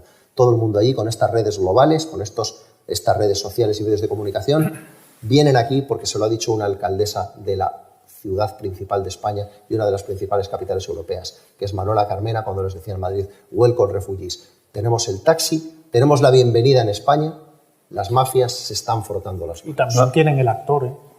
Richard Gere también estuvo en el barco de Open Arms, ¿no? Pero al final los barrios incómodos, ¿no? Los llamamos así, ¿no? Los barrios incómodos ya existen en España. Ya hay zonas en España donde no se puede entrar. Estoy seguro de que aquí en Baleares hay barrios, hay zonas en las que no se puede entrar o en las que ninguno de nosotros caminaría a ciertas horas de la tarde o de la noche. Y hay barrios en España donde ya no hace falta que caiga la tarde o la noche, sino que puedes sentir amenazada tu integridad física, incluso de día. Yo, fruto de mi trabajo, he hecho mucha investigación de campo, me he desplazado hacia muchos lugares y recuerdo hace unos veranos que quise hacer un reportaje, en el barrio del Puche, en Almería. Yo duré en el barrio del Puche 30 minutos y me fui a los 30 minutos porque me estaban tirando piedras desde las ventanas. Y es un barrio de mayoría musulmana, hay que decirlo así. La mayoría de los que hay en el barrio del Puche son de origen magrebí. Era un barrio que se hace en Almería para darle una solución a unos almerienses que habían perdido sus hogares por unas inundaciones, y al final un barrio que se hace con una intención de dar esa solución de vivienda afectados por unas inundaciones termina convirtiéndose en lo que se ha convertido a día de hoy, una zona no-wow donde no puedes hacer ni tan siquiera un reportaje para llevar una radiografía a la ciudadanía de lo que está sucediendo. Corremos un riesgo, perdóname Rubén, corremos un riesgo que en España todavía no lo estamos viviendo, pero nos queda poquito, pero pasa en las grandes capitales europeas. En esos barrios la delincuencia estadísticamente no existe, porque no hay denuncias. La gente que sufre delitos dentro, que están integradas en esas minorías, resuelven sus problemas, resuelven sus cuitas con la autoridad informal. Van al patriarca, van al imán, van a quien sea que va a resolver los conflictos, haciendo de juez. La autoridad nacional ha sido relevada del mando. Así que estadísticamente y sobre el papel nos podríamos encontrar con que la mejor zona de Francia tiene más incidencia criminal, más estadística criminal que el peor barrio de Francia. Eso es un riesgo gravísimo. Al final el papel, las estadísticas que tanto les gusta a nuestros gobernantes, a nuestros próceres de la patria, no reflejan siquiera la realidad. El Welcome Refugees que decías tú, los carteles estos también han estado aquí, colgados en el Ayuntamiento de Palma, un ayuntamiento gobernado por el Partido Socialista, por Podemos y por el Partido Separatista de aquí, que es MES. Entonces, estos son los que dicen que hay que acoger a todo el mundo que venga. Y claro, hay una norma básica y tienes toda razón del mundo cuando has dicho hay un marco y tú quieres integrarte en este marco, muy bien, pero si tú chocas con esto no puedes venir. Y es que los países tienen todo el derecho del mundo a decidir quién quiere que entre en tu casa y quién no quieres que entre en tu casa. Es como las fronteras son como las puertas de tu casa. Yo dejar entrar a aquellas personas que para empezar no tengan ninguna intención de pegarme una cuchillada. O que vayan a la nevera de mi casa y me quiten toda la comida, o vengan 17 más y digo, es que aquí no caben 17, es que no puedo tal. Entonces, las fronteras de un país son para protegerlas y evidentemente no puedes dejar las puertas abiertas a todo el mundo, que es la política que se está siguiendo ahora actualmente. Por eso no tenemos ningún complejo y yo, lo digo clarísimo en todas partes y además desde Vox aquí creo que somos los únicos que hablamos claro de este tema, que no puede ser como fuimos el otro día a barrios de Palma donde están siendo expulsados los propios vecinos de toda la vida de allí. O sea, nosotros ya no es que expulsemos al inmigrante ilegal, al delincuente, al que está de acuerdo con la ablación, al que le pega tortas a su mujer, y eso le parece bien. Ya no estamos hablando de eso, ya es que a esos que están aquí, encima son los que están expulsando a los vecinos de toda la vida. Y estas políticas, insisto, de personas que no respetan a las mujeres. Bueno, nunca se han incrementado tanto las palizas a gays y transexuales como este último año aquí en Mallorca. Bueno, pues quienes están facilitando todo esto son aquellos que encima se llenan la boca de la protección de la mujer y que respetan los derechos de todos. Oye, que estás abriendo las puertas a aquellos que efectivamente no están de acuerdo con esta forma de vivir. Y esto es lo que se tiene que parar de una vez por todas. Jorge se refiere al barrio de Peregrau, que estuvimos hablando el otro día, por cierto. Os lo comento porque como veréis de fuera a lo mejor esta historia os suena a chino, pero es cierto. ¿A chino o árabe? En el barrio de Peregrau, el Ayuntamiento de Palma tuvo que retirar a las agentes del Lora. Las de la zona azul, sí. Las mujeres las tuvo que retirar. Claro. Pero es que hay que decir claro sin ningún complejo, que la inmigración es un activo valioso para cualquier país. Si eso no lo está negando nadie, porque hay gente que nos puede oír hablar y puede sacar el comodín de siempre, el comodín del racismo y el comodín de la xenofobia. Porque estás en contra de toda la inmigración. No. La inmigración es un activo valiosísimo para un país, pero esta tiene que ser una inmigración ordenada, seleccionar a los individuos que van a aportar, que vienen familias, que viene gente que tiene una alta capacidad de trabajo y una alta intención de integrarse en este país y de aportar lo mejor. A esos los queremos a todos. A esos cuantos más vengan mejor. Pero hay que seleccionar siempre ese proceso de inmigración ilegal desbordada. Hay que hablar de inmigración ilegal desbordada, porque el ejemplo es muy sencillo. Aquí tenemos restaurantes miles y hoteles miles que tienen capacidad para 400 comensales. Dan servicio de comidas desde la 1 hasta las 4 de la tarde y cada día despachan a 400 comensales. Pero si de repente un día los 400 comensales llegan todos a la 1:30 y llegan los 400, ese restaurante que siempre da un servicio de comida magnífico, maravilloso, y el personal es increíblemente eficaz, ese día va a dar un mal servicio de comidas, el personal va a ser ineficaz, todo el mundo va a quedar descontento y ese servicio de comidas va a ser un desastre. Con este ejemplo tan tonto y tan burdo se puede entender lo que es una inmigración ilegal desbordada. Fíjense que esa gente solo tiene intención de ir a comer, todos tienen un mismo objetivo, ir a comer, y el restaurante tiene el objetivo de darles un buen servicio de comida. Bueno, pues si tenemos un proceso de inmigración ilegal desbordada y esas personas que llegan aquí no tienen todas el mismo objetivo, hay gente que tiene un objetivo noble y otros que no lo tienen, pues podemos imaginarnos cómo somos capaces de atenderlos. Como bien apuntaba Josema, yo creo que todo el mundo entiende que hay una diferencia entre una inmigración legal ordenada y una inmigración ilegal, irregular, como la queramos llamar. Y me sorprende, y os lo quería comentar, todos tenemos televisión en casa, tenemos muchísimos canales, en mi casa lo vemos y seguro que muchos de los que nos ven ahora también. Control de fronteras Australia, control de fronteras Nueva Zelanda. Modelo No Way. Sí. Y entonces vemos que hay un control de fronteras que al menos en la televisión, o lo que nos enseñan, nos parece bastante serio. Aquí el proyecto de producción se te cae. Sí, aquí se cae. O sea, yo me imagino ese país, ese programa hecho, Control de Fronteras España, con la misma política, bueno, seríamos todos fascistas. Y Nueva Zelanda y Australia me parecen países muy poco sospechosos de ser fascistas. Es que faltaría más. Al final la inmigración tiene que estar supeditada a los intereses económicos, sociales y culturales del país de destino. Si es que no hay más.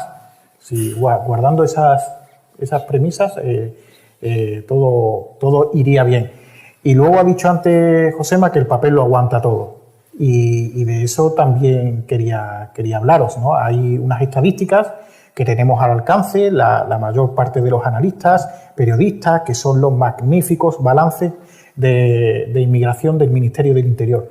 Balances de los cuales desaparecen los más de 10.000 inmigrantes ilegales que entraron en Ceuta el año 2021. Y balance en el que bailan las cifras todos los meses. Y me pregunto, ¿por qué no? Porque luego cualquiera de nosotros puede verlo. Si nos vamos a los balances de ACNUR y nos vamos a los balances del Ministerio del Interior, cogemos las mismas fechas, siempre en el Ministerio del Interior, en esos balances del Ministerio del Interior se pierden 300, 400, pero si eso sucede una vez, pues bueno, pero es que cada vez está sucediendo más.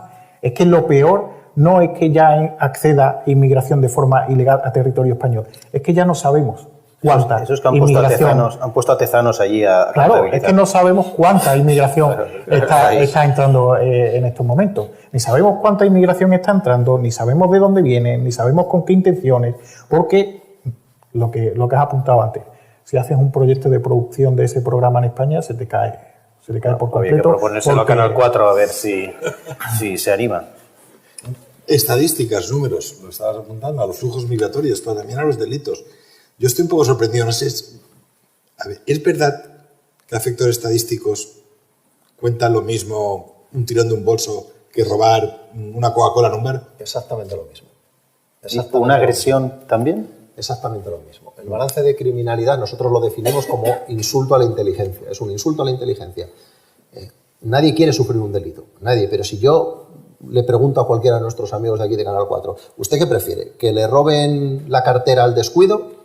¿Que le peguen una paliza en un callejón? Pero, hombre, que me roben la cartera al descuido. ¿Qué prefiere? ¿Que le peguen una paliza en un callejón o que violen a su hija y hombre, que me peguen una paliza en un callejón? Hay gravedad en los delitos. Pues yo les digo a ustedes, no importa lo que usted prefiera, cada delito vale un punto. Un hurto en el Carrefour, un punto. Una agresión sexual en manada con una mutilación, 2 puñaladas y un coma, 3 meses la víctima en el hospital en coma, un punto. Es muy sencillo. Se producen, de momento, afortunadamente, más hurtos al descuido, más hurtos en el Carrefour que agresiones sexuales en manada. Camino llevamos de cambiar la tendencia. Pero bueno, ¿qué es más fácil? prevenimos los hurtos en el Carrefour, ponemos patrullas, imaginen, todos los días en y el baja Carrefour, la criminalidad. y nos desciende la criminalidad radicalmente. Balance de criminalidad anual, la criminalidad, clean, magia, conejo en la chistera, bolitas, y la criminalidad desciende, pues ni por esas desciende la criminalidad, o sea, ni por esas tampoco desciende la criminalidad. El balance de criminalidad cada año sube y sube y sube y sube. Lo único que descienden son los secuestros, pero los secuestros descienden porque hoy en día la logística para un secuestro es bastante compleja y el rédito económico que se obtenía ya es fácil obtenerlo de otras formas más sofisticadas, pero con menos necesidad de medios. Bien, significativo también, homicidios y homicidios en grado de tentativa. Esto la gente lo tiene que tener muy claro. Los homicidios bajan. Falso. Los homicidios crecen. Lo que baja es la gente que fallece en el homicidio. ¿Y esto cómo es? ¿Cómo es? Pues porque la tentativa no deja de ser un grado del delito. Esa persona a la que le han pegado la puñalada, a la que le han pegado un tiro, a la que en una reyerta entre bandas latinas le han dado un machetazo, la intención era matarlo. Pero como hoy en día tenemos los mejores medios médicos, han avanzado muchísimo, tenemos agentes que pagado con su dinero llevan equipos de atajo de sangrado, torniquete, IFAC, pues conseguimos que esa persona que en los años 80, en los años 90 moría porque no venía un UBI móvil, no había un agente policial preparado, hoy en día no muere. Si sumamos los homicidios y los homicidios en grado de tentativa, veremos cómo cada año van escalando paulatinamente. Las agresiones sexuales, por supuesto, las riñas tumultuarias, por supuesto, y otra gran criminalidad, la cibercriminalidad. Parece que no existe, parece que no está. Aumenta a niveles, descabellados, de miles %. Hay gente a la que le están arruinando la vida con esto. Hay gente que le están arruinando la vida, le están desvalijando las cuentas, le están pidiendo créditos a su nombre, están haciendo verdaderos destrozos. Y esto parece que como no hay sangre, no ocurre. Jorge, tú has llevado este tema al Parlamento muchas veces, has preguntado qué coste tiene la inmigración ilegal, pues tiene un coste económico, aparte del coste social y de seguridad que estamos hablando. ¿Qué pasa con alguien que baja de la patera, lo detienen y lo llevan a jefatura? Bueno, esto es algo que parece de chiste, ¿no? Pero nosotros lo hemos llevado al Parlamento y lo hemos denunciado públicamente en infinidad de ocasiones. Lo que está pasando ahora, la inmensa mayoría de inmigración que nos llega aquí es argelina. Cuando llegan las pateras que están localizadas, porque algunas también se pierden, pero bueno, las que llegan aquí y la Policía Nacional o la Guardia Civil los recoge y los lleva a identificar, como son argelinos, las fronteras con Argelia están cerradas. Antes, para poder llevarlos al CIE, tanto de Valencia como de Barcelona, como se necesita autorización judicial, pues si no eran argelinos o eran marroquíes o demás, los llevaban porque tenían la autorización judicial. Ahora ya no hay autorización judicial porque saben que no van a poder devolverlos, tal como establece la ley, que si no me equivoco creo que son 72 horas. Antes de 72 horas los tienes que devolver. Bueno, pues ¿qué pasa? Que como ya no hay autorización judicial porque sabes que no los puedes devolver porque son argelinos y tienen la frontera cerrada, así como se identifican, vuelven a dejarse libres por la calle. Claro, ¿qué hacen unas personas que, como hemos dicho antes y decía Rubén Pulido, vienen de zonas delincuenciales y en un porcentaje muy elevado, pues van a seguir haciendo lo que hacían en su país? Algunos, además, lo que ya es la desfachatez total, reciben unas cantidades de dinero en metálico que les facilita la Cruz Roja. Con eso algunos cogen el barco de Balearia y se van a la península. Ya, pero esas partidas de la Cruz Roja, ¿de dónde sale el dinero? Lo estás pagando tú, lo está pagando este señor, todos los que nos están viendo, los que están aquí hoy. Esas son las partidas presupuestarias que desde el gobierno autonómico hasta el gobierno de la nación adjudican a Cruz Roja y a otras organizaciones también para atender las necesidades de la inmigración que llega a Baleares. Muchos de ellos incluso, insisto, que llegan en situación de ilegalidad, tienen esas cantidades de dinero. Por supuesto también ropa, todo tipo de utensilios, lo que necesiten. Esas personas se quedan libres por la calle. Entonces, ¿qué van a hacer esas personas? Pues lo mismo que hacían en su país, no tienen otra forma de vivir. Entonces, pues ahí están los índices de criminalidad. Y te voy a dar un dato que a lo mejor mucha gente no sabe. Cuando aquí se ha construido hace recientemente, no hace mucho tiempo, un CATE, un Centro de Atención Temporal para Extranjeros, ¿no? Creo que es lo que significa CATE, en teoría, y además representantes de la Policía Nacional y la Guardia Civil dijeron, bueno, pues así como lleguen, ya que tenemos el CATE, vamos a llevarlos directamente al CATE para que allí los identifiquen y ya se queden allí. Entonces salió la representante y la delegada del gobierno diciendo no. Vamos a hacer la identificación en el puerto de Palma. Es decir, da igual la zona que lleguen, pero iremos al puerto de Palma. ¿Por qué? Porque en el puerto de Palma está la Cruz Roja. Y la Cruz Roja tiene que hacer su trabajo de entrega de dinero, de ropas y utensilios. ¿Por qué? Porque si no, la Cruz Roja no puede justificar la cantidad de dinero que se está llevando para poder atender. Entonces, uno que llega a Santañí lo llevan al puerto de Palma para que esté identificado y la Cruz Roja intervenga para que así pueda justificar la cantidad de dinero. En vez de tener un CATE, donde además pues todo se haría de una manera mucho más ágil y no tener que después del puerto tener que llevarlos al CATE otra vez. Por cierto, para que después de ahí se abran las puertas y salgan todos por la puerta. Lo digo para que veáis el desbarajuste de la inmigración Jorge, ilegal que nos si llega me aquí. permites un apunte, sobre todo para el espectador que nos está viendo en casa, que a lo mejor dice, no puede ser esto. Yo invito a cualquiera que nos esté viendo ahora que cuando tengamos una oleada de pateras, que tendremos, porque esto es cíclico, las vamos teniendo, no ha acabado, que al día siguiente, a media mañana, se dé un paseo por el Paseo de Mallorca, en el centro de la ciudad de Palma. Y salen de jefatura. O sea, no es leyenda urbana. Yo lo he visto. Y para las personas que sufren la inseguridad que provoca esto, tampoco es leyenda urbana, porque les impiden vivir con normalidad. Yo creo que cada vez lo tienen más difícil la mayoría de medios de comunicación y los políticos de todos los partidos, desde luego menos nosotros, en intentar engañar y ocultar con esta cuestión. Porque al final está en la calle. Y el señor que está sufriendo lo que está viendo y que le impiden vivir y que no se atreve a salir según qué horas a la calle, pues se van a decir, mira, a mí no me cuentes historias porque lo estoy sufriendo y aquí lo estoy viendo con mis ojos.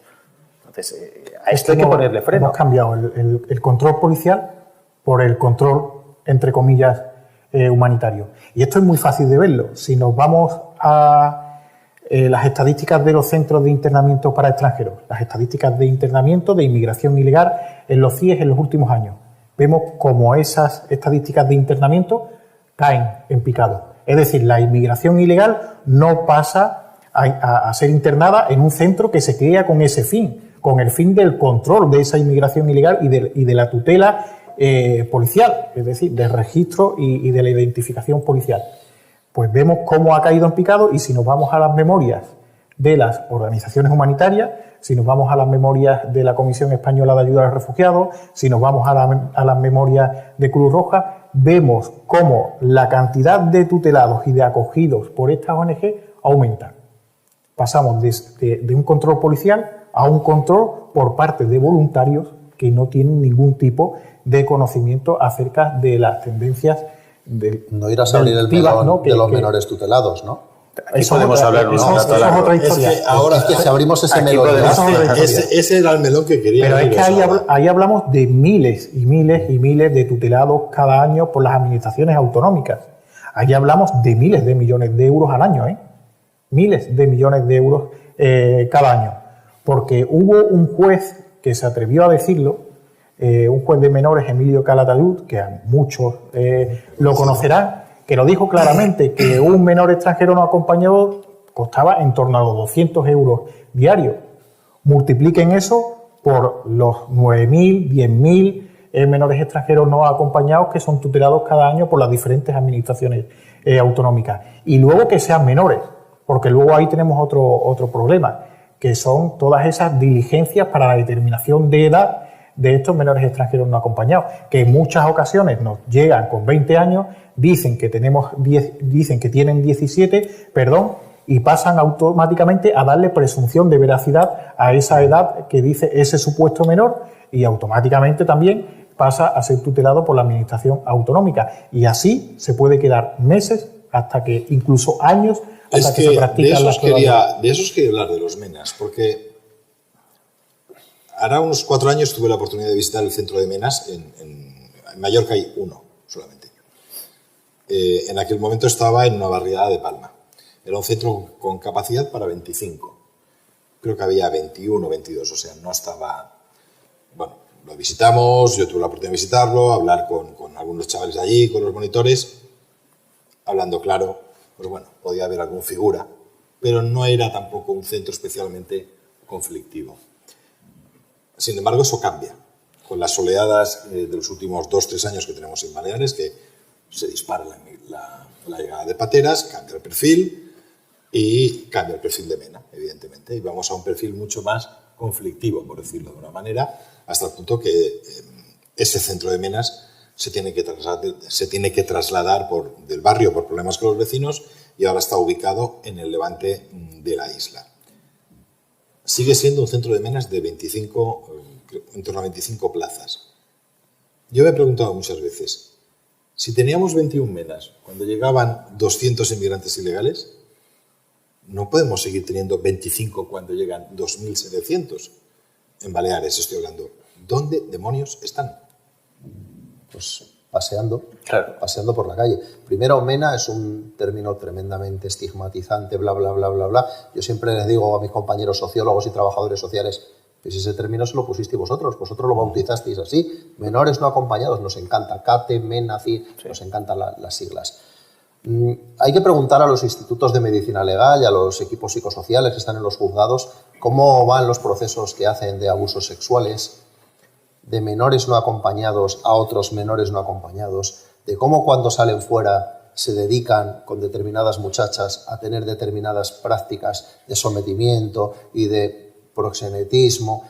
Eso es abrir un melón muy, muy, muy, muy feo de cómo en las casas de apuestas cunden por las puertas, empezando a encargarse de pequeños trabajitos como prestar dinero a otros menores que no pueden apostar, hay un menor dentro que apuesta por ellos, me debes dinero, no me debes dinero, me vas a hacer determinado trapicheo a cambio de te integro en una banda, vas medrando dentro de la banda. Es un asunto tan feo. ¿Me permites? Que necesitamos a alguien, Jorge, que empiece a poner el puño sobre la mesa. Orden. Yo lo tengo claro, ¿eh? A mí no, vamos, lo tengo clarísimo. No falta que los ciudadanos den la confianza para que se pueda aplicar ese orden. Pero tú que has hablado de los menas y de abusos sexuales a otros menas, aquí tenemos desgraciadamente el escándalo de las menores tuteladas. También estaba relacionado con los menas. Entonces, incluso había una casa en el centro de Palma, en la calle Manacor, de ocupas inmigrantes argelinos donde prostituían a menores tuteladas. Esto estaba aquí, ya instalado, y hacía tiempo. Entonces yo me pregunto, ¿todo el mundo lo sabía en el barrio? Nadie hace nada. ¿No? Ya es que nadie realmente asumiera ninguna responsabilidad política, porque nadie la ha asumido desde entonces, ¿eh? Pero nadie tiene la intención de cambiar esta deriva de inseguridad, de desprotección, de convertirse esto no en una sociedad del primer mundo, sino que parece ya cualquier aldea de Nigeria, que al final vamos a ese... Claro, si tú importas la gente de allí con ese modelo y la traes aquí y no pasa nada, entonces nosotros lo tenemos claro. Eso hay que acabarlo ya, pero además de manera contundente, porque además tenemos la voluntad para hacerlo. Y además, como tú muy bien decías, tenemos grandes profesionales en las fuerzas y cuerpos de seguridad del Estado. Solo están esperando que efectivamente le cambien el modelo policial y les dejen trabajar para acabar con esta barbaridad. Y eso nosotros lo tenemos clarísimo. Porque además, lo que no puede ser tampoco es que un inmigrante ilegal que se queda por la calle, como lo has dicho tú, estos menas se quedan por la calle, evidentemente no hay 25, deben haber cientos, que además tengamos una legislación que se lo permita hacer, incluso le incita a hacerlo, porque como sabéis, aquí puede haber un inmigrante ilegal que se quede 3 años, que se quede 2 años en una situación de ilegalidad, que por cierto se puede empadronar sin ningún problema. Ese que está en situación de ilegalidad empadronado ya recibe también los cheques de comida del ayuntamiento de turno y demás.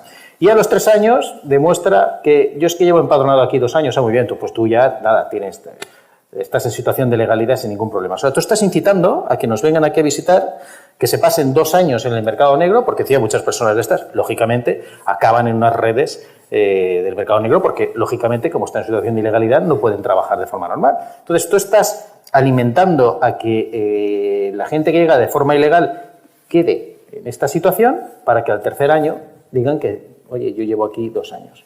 Y mientras van recibiendo unas ayudas, que esto ya es la injusticia del siglo, que no reciben los propios nacionales, los propios inmigrantes legales, las personas que han venido aquí a trabajar, como bien decías, las personas que han venido a trabajar, que están perfectamente integradas en esta sociedad, que respetan nuestras normas de convivencia, nuestro ordenamiento democrático. Estas personas, cuando necesitan una ayuda, igual que los propios mallorquines, menorquines y vicenco-formenterenses, no reciben nada o reciben miserias. En cambio, el que está en situación de ilegalidad tiene todo tipo de ayudas a través de o de una ONG, o de la Cruz Roja, o del propio ayuntamiento donde está empadronado. Creo que esto es una injusticia y una auténtica barbaridad y es el mayor efecto llamada que hay por parte de las políticas actuales.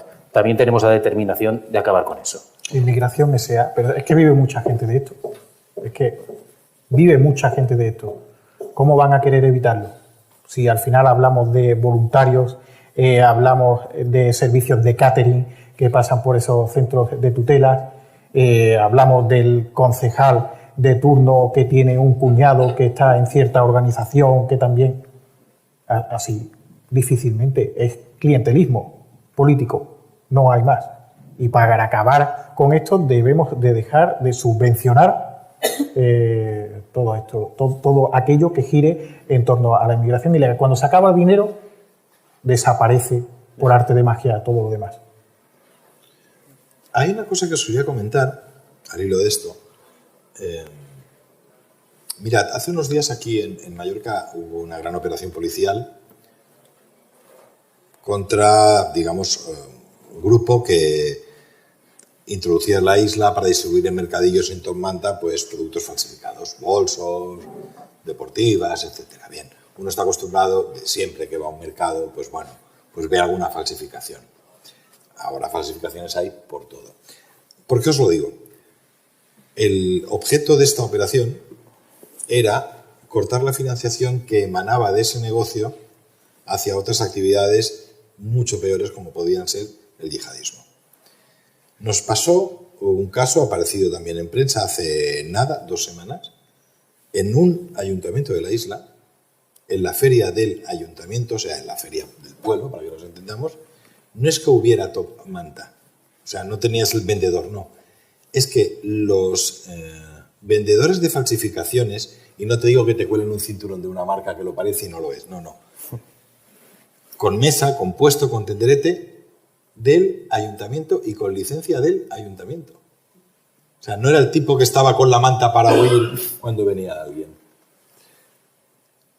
Cuando llegamos a ese nivel de tolerancia, o de permisividad, o de cooperación, ya no sé cómo llamarlo. Pero vamos a ver. ¿Cómo perseguimos después? Pero si lo que he contado del avión, que todos ustedes lo conocen, si el señor que fingió el coma diabético salió de la audiencia con su permiso de residencia temporal, ya está por Madrid, ya había sido expulsado de Alemania, de Holanda, ya había sido expulsado de España, salió, dijo, ¡viva Pedro Sánchez! Ahí está grabado, dijo, ¡viva Pedro Sánchez! Y se fue con su permiso de residencia a Madrid. Hasta luego, amigos. Vamos a ver, si un tío que ha generado millones de euros y miles de personas perjudicadas está aquí entre nosotros tan tranquilamente, ¿pero qué me estás contando? De 2 cinturones y una gorra. Sí. Pero vean, por Dios, esto es el paraíso de las organizaciones criminales, lo he dicho al principio. Ya está, no pasa nada. Si esto es lo menos que nos puede pasar. Esto ocurrió en el pueblo de Santa María. Sí. Íbamos además con nuestro candidato Moisés de allí y estaba igual de alucinado que todos los demás, porque claro, eran unos puestos enormes, con todo tipo de falsificaciones, con todo tipo de allí, y está autorizados por el ayuntamiento. O sea, ya es que ya, al final, y tú después hablas con los comerciantes del lugar que están pagando sus impuestos, que para tener esas marcas puede venderlo, y encima de que el ayuntamiento le está colocando todo para que ponga sus falsificaciones. Al final es lo que he dicho hace unos minutos. Son medidas totalmente opuestas a las que se deberían de tomar. Si entran 10.000 inmigrantes ilegales a Ceuta, ¿qué hacemos dándole 48 horas después 30 millones de euros a Marruecos?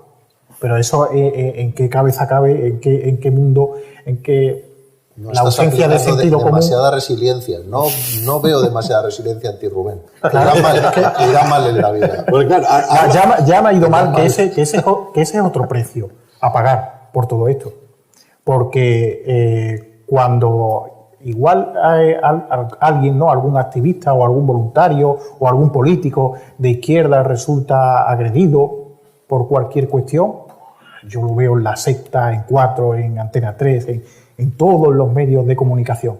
A mí me pegaron una paliza hace poco más de 2 años fuera de mi casa por el trabajo que vengo haciendo, por investigar acerca de la inmigración. 2 sujetos de origen magrebí me abordaron un domingo cerca de mi casa. Sí, fue un caso aislado, pero es que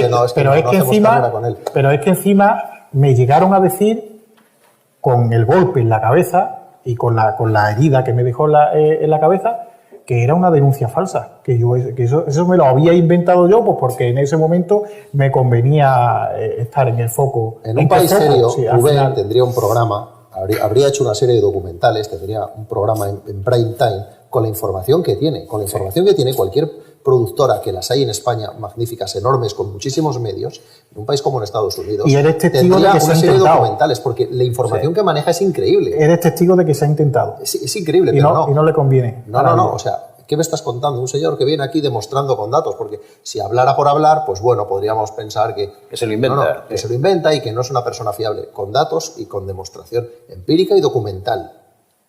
Oscurantismo total. A ver, todo esto me lleva a una cosa que habíamos planteado al principio y que tú habías apuntado.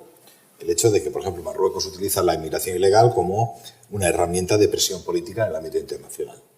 Yo me pregunto, y esto ya va mucho más allá de las zonas no-go, de las pateras y de todo esto. Hay guerra en Ucrania. Todos somos amigos de Ucrania. Todos estamos contra Rusia.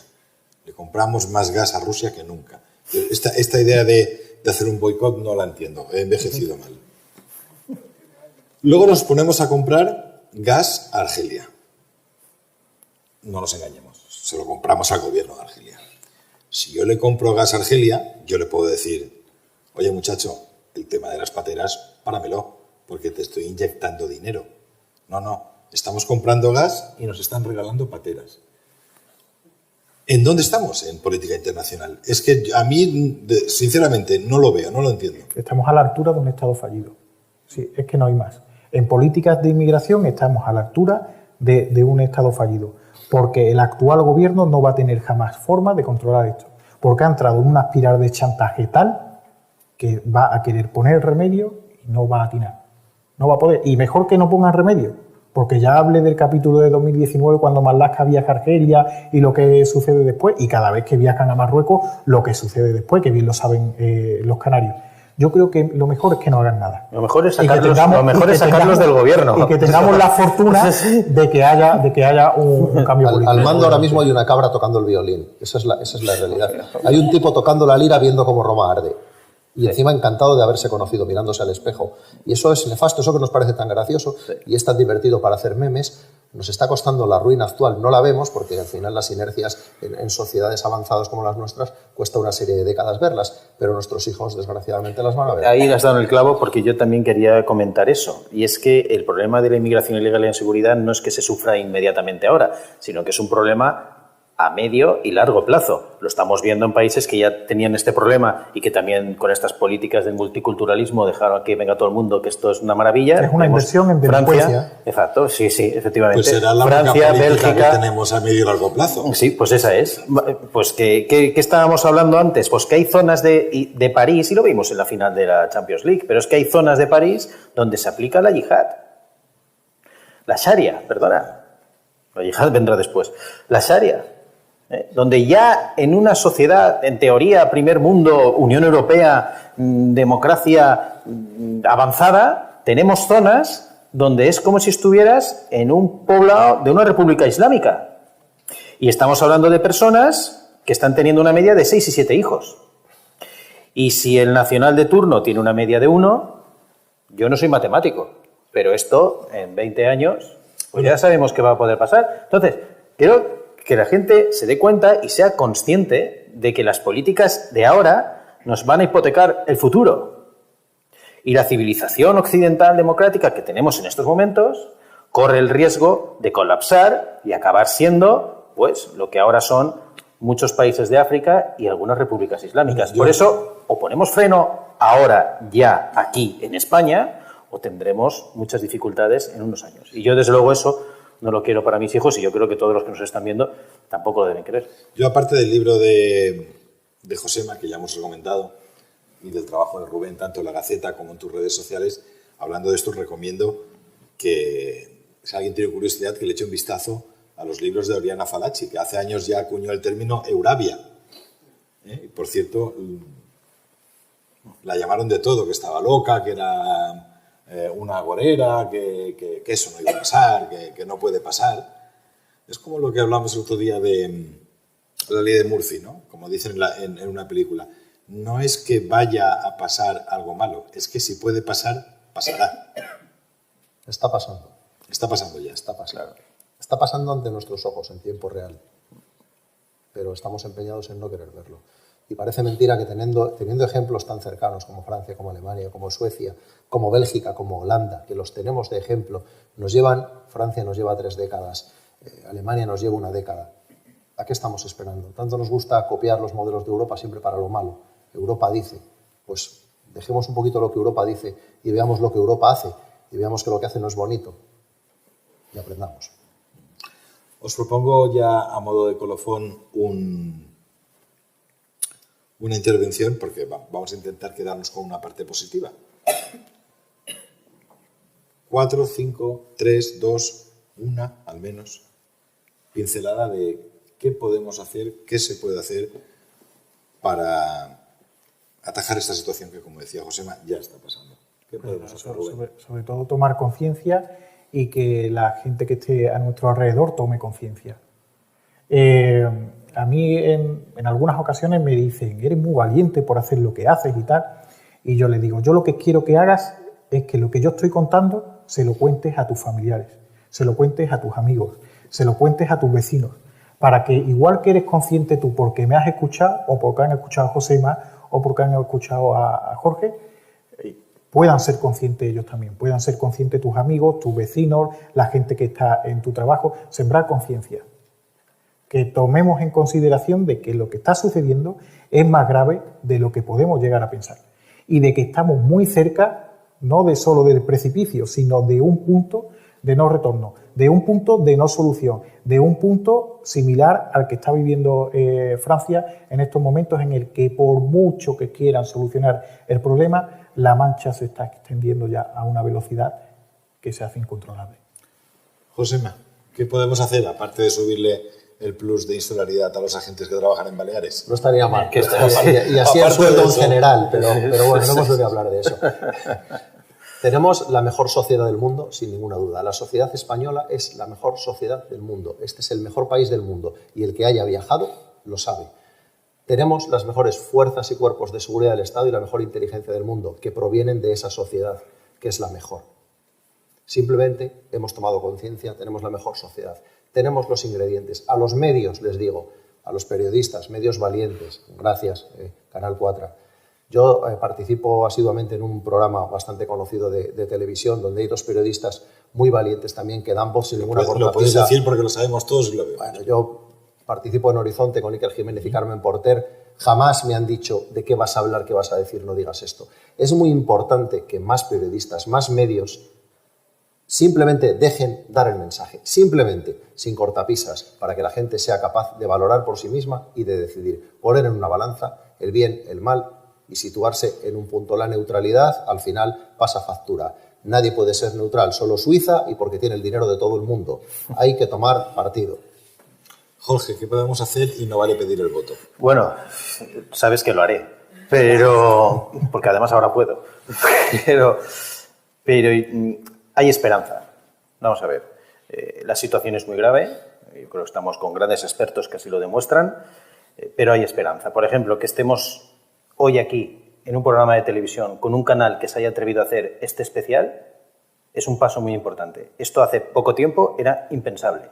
Pues hay un canal, como no privado, porque desde luego tenemos que esperar que lo haga IB3, podemos quedarse sentados, pero hay un canal, por poner un ejemplo, que se ha atrevido a hacer un programa simplemente para que podamos expresarnos libremente. O sea, es que son los que se llenan la boca de la libertad y después no te dejan hablar. Pero bueno, para poder expresarnos. Y lo segundo, hay esperanza también, porque hasta hace muy poco tiempo todos los partidos políticos, desde el PP a Podemos, con separatistas varios y otras especies, ocultaban este tema. Ahora hay un partido, que es Vox, que lo tiene muy claro, que se compromete con la lucha contra la inmigración ilegal, contra la inseguridad, que además está de acuerdo efectivamente en un cambio del modelo policial y que lo lleva en su programa y que si los ciudadanos dan responsabilidad, por supuesto que lo aplicaremos. De las primeras medidas, porque es lo que nos están pidiendo los ciudadanos. Gracias, Jorge. Josema, Jorge, Rubén, muchísimas gracias. Y hasta aquí este TOT 4 especial de inmigración ilegal y seguridad. Espero no haber asustado mucho a nadie porque hemos hablado de muchas cosas que, lamentablemente, como decíamos, a veces parece que no existen, y existen. Esto es como en la Unión Soviética, cuando decían que el crimen era una aberración del mundo capitalista y que no existía. Pues sí, también existía. La realidad es esta, analícenla, piensen en todo lo que se ha hablado hoy y nos vemos. Muchas gracias.